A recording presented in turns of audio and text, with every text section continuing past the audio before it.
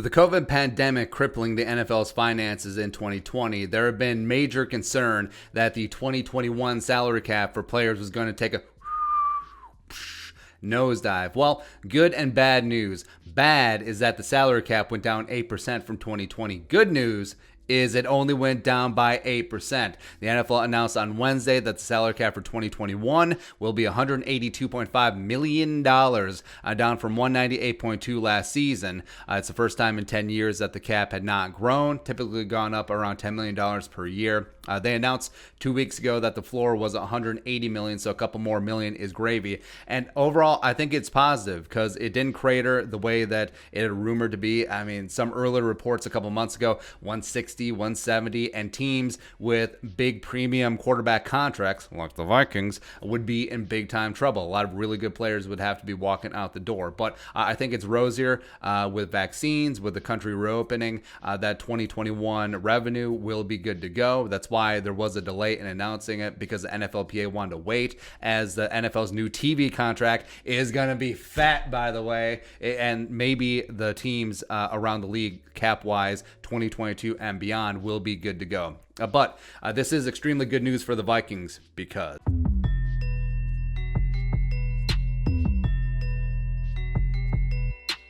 here's where the Vikings currently stand. $190.8 million in the top 51 cap liabilities. They do have $4.526 million in rollover. A key reason is that midseason trade of Yannick, beyond getting back some picks and taking his $12 million salary off the books, allowed the Vikings to free up 2020 cap space to roll over. So it was a pretty prudent move by Spielman. And after cutting Kyle Rudolph and Dan Bailey, as well as a couple of bottom of the roster moves in Cordrea Tankersley and Tay Hayes, get the Vikings to being only $3.767 million over the 2021 cap. It's nice not having to say projected cap anymore. It's good.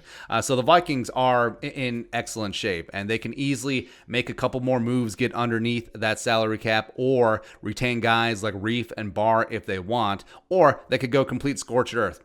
Get rid of Reef, cut or trade, cut Stefan, which should be coming, cut Bretton Skolkwood, the punter, they could use some freshening up there, as well as Anthony Barr, and they would free up $20.778 million in white meat. Now, that's not discounting guys coming into the top 51 to replace them, but going after Joe Thuney or other free agents TBD, that's not even including restructures or extensions. So, #Kappa Smith.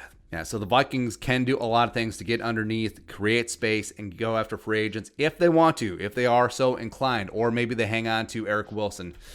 Maybe they bring Anthony Harris back. I don't know. Again, it's not my call, but if they want to do that, sure. But they will need to set aside some cap for rookies, but it's not as much as you think, because they are going to be taking the place of players that are already counted on the top 51 salary cap. And with the rookie wage scale in place, the bump is pretty modest. But fantastic news. Now, Rob Brzezinski and Rick Spielman can get to work clearing up some space ahead of free agency, as that starts next week. Legal tampering starts on Monday.